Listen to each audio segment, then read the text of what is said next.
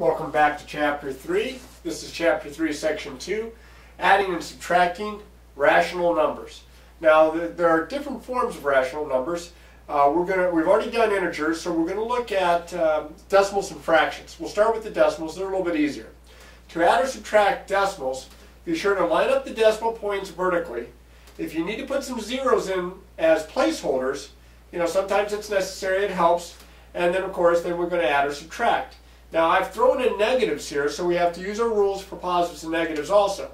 The very first example, I'm adding two negatives. Now, we know that when we add two negatives, we add them up as if they were positive. So I'm going to add 0.76 and 1.34. Now, notice here, they each had two decimal places. These lined up very nicely.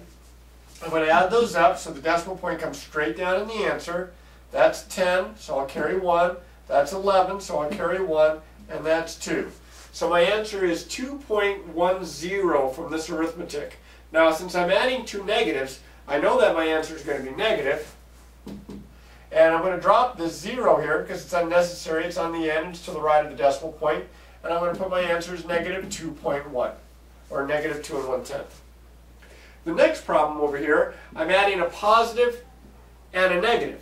Now, when we add a positive and a negative, remember, we have to subtract them as if they were positive, and then keep the sign of the bigger looking one. In this case, the one that's going to go on the top. Well, I'm going to treat these as if they were positive. I'm going to put the 1.3 here because that's bigger than 0.41, and I'm going to put the 0.41 here. Now I have to subtract, and here's where adding that placeholder 0 is going to come into play. I'm going to put a 0 right here as a placeholder so that they have the same number of decimal places. The decimal points are lined up. It comes straight down in the answer. Now I'm subtracting, so I have to borrow from this. This would be a 2, and this will be a 10, so that'll be 9.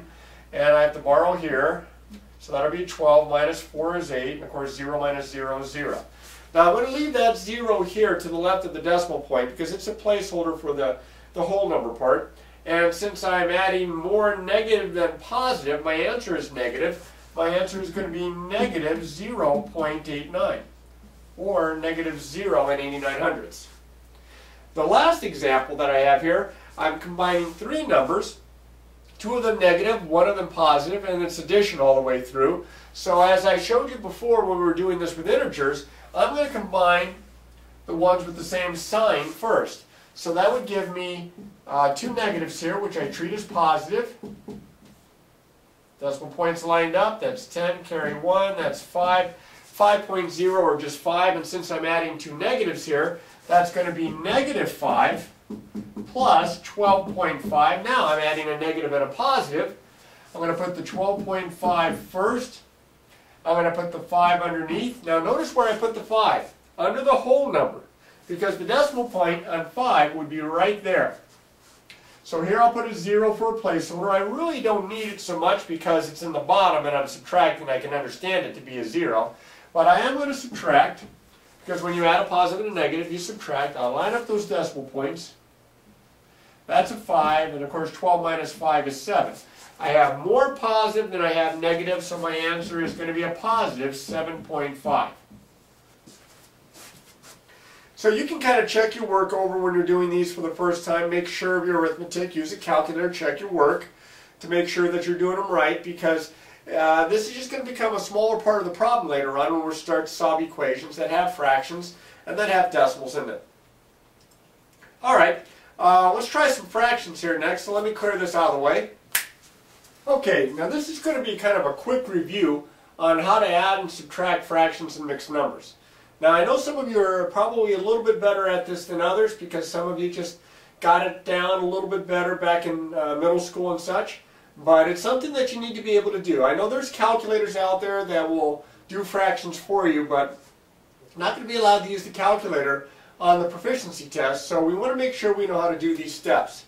And as always with this type of problem, besides what I give you, there are other resources that you can go to if you need them, but definitely practice this. I'm going to show you the basics here. To convert, to add and subtract fractions, mixed numbers, convert mixed numbers to improper fractions. And that means if you have any mixed number, part whole number, part fraction, like the example that I have down here, you see I have mixed numbers here.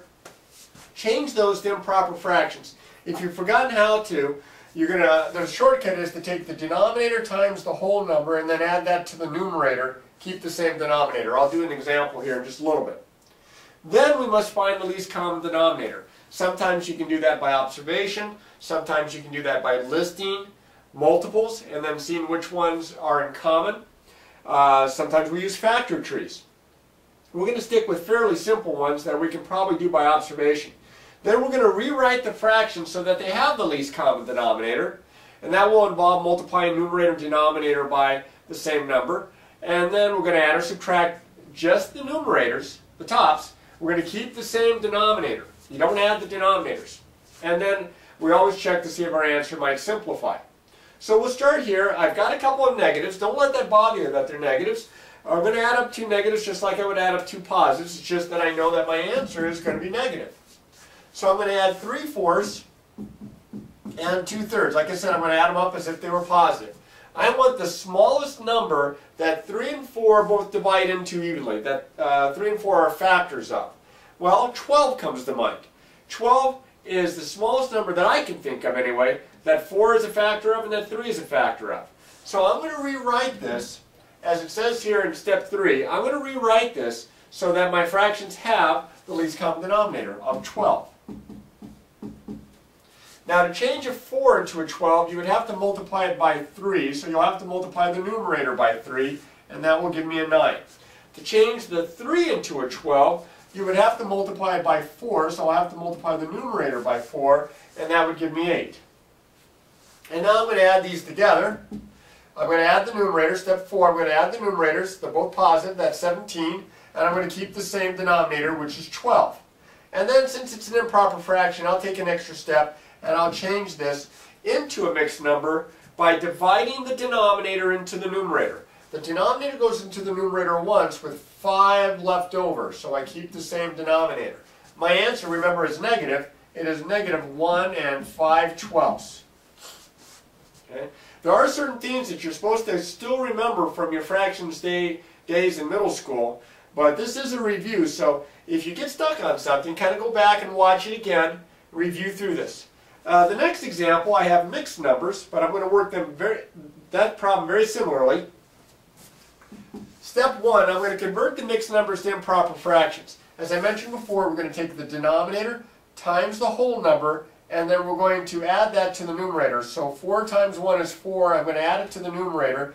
That's 7. And remember, this is a negative, so I'm going to write this as -7/4 plus over here.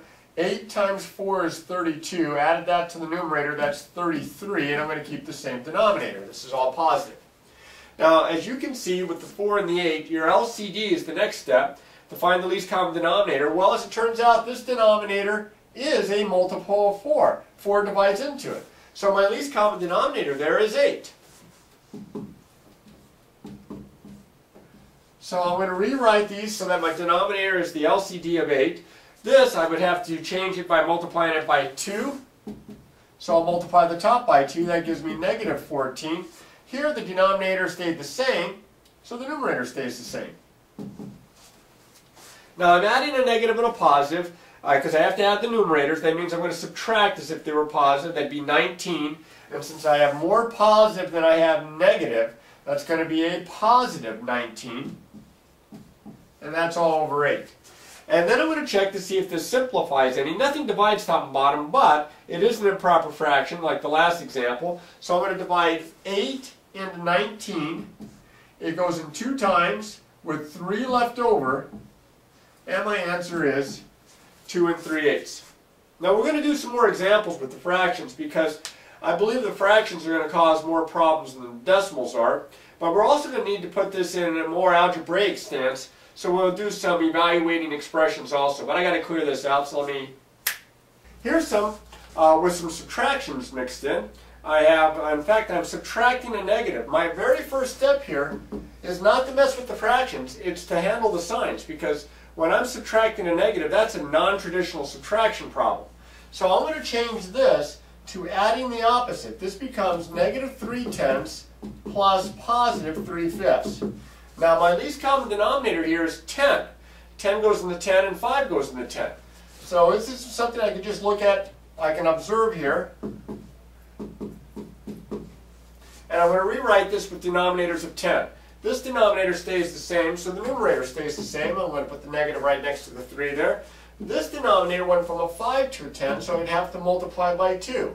Well, I'll have to multiply the top by 2, and that would give me a positive 6. Now I add the numerators, and of course I'm adding a negative and a positive, so I subtract and take the sign of the bigger one. It's going to be a positive 3, and I keep the same denominator, and it does not simplify. That's it. This example over to the right is another subtraction problem, and it's also non-traditional. I'm going to first change this to negative 7 2/5 plus negative 4 1/3.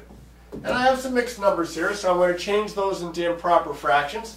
5 times 7 is 35, and 2 is 37/5. This would be negative 37/5. And I'm going to add to that 3 times 4, 12, plus 1, that would be negative 13/3. Now my least common denominator is not quite as obvious in this case as it was in the last one, where 1 was a multiple of the other. 5 and 3 are mutually prime. They have no common factors. The LCD here would be the smallest number I can think of that 5 and 3 are factors of, and I'm thinking 15. To get this to be a 15, I would have to multiply it by 3, so I'll have to multiply the top by 3. And when you multiply this by 3, you get negative 111. Here, to change this into 15, I'd have to multiply by 5, so I have to multiply the top by 5. And negative 13 times 5 is negative 65. Now I'm adding my numerators. They're both negative, so I'm going to add those as if they were positive and keep the sign. So this is going to be negative 100, looks like 76, all over my common denominator of 15. Now in this case, I'm going to try to simplify this and change it back into a mixed number. It's going to be negative. 15 goes into 17 one time, with 2 left over. 26, it goes in one time, with 11 left over. Now, if you couldn't keep track of that in your head, then just do it this way. 15 into 176, it goes in one time.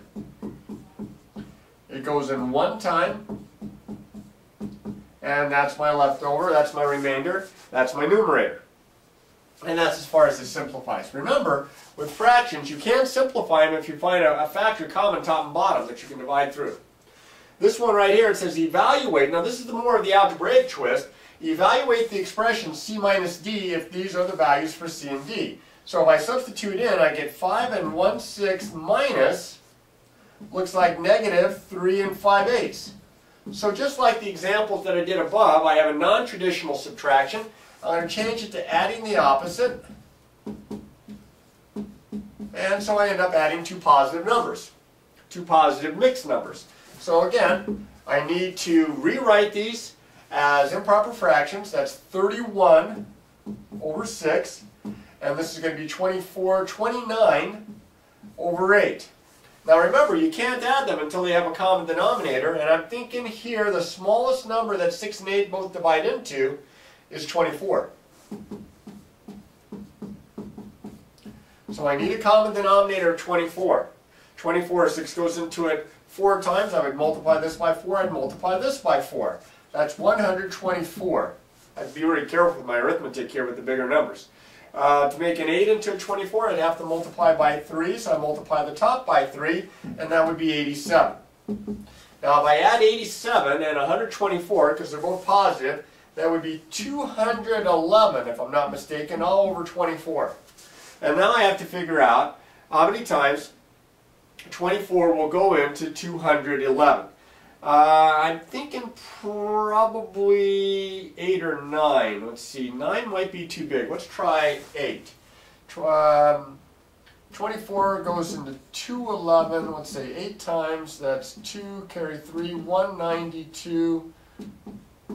That's 9, that's 19 left over. Looks like 8 and 19 24ths. That was messy. 19 24ths doesn't reduce, that's as far as that one goes.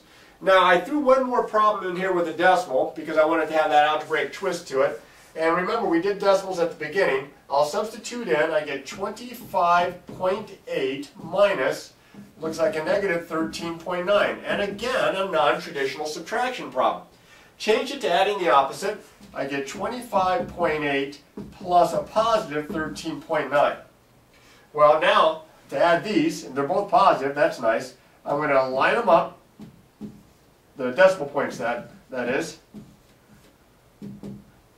Straight down, that's 17, that's 15, looks like 45.7 or 45 7/7. And there's my answer there.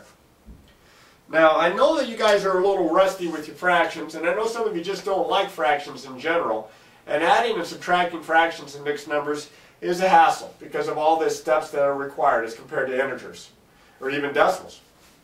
But you're not going to get any better at this stuff without trying the problems. And as always, practice, practice, practice.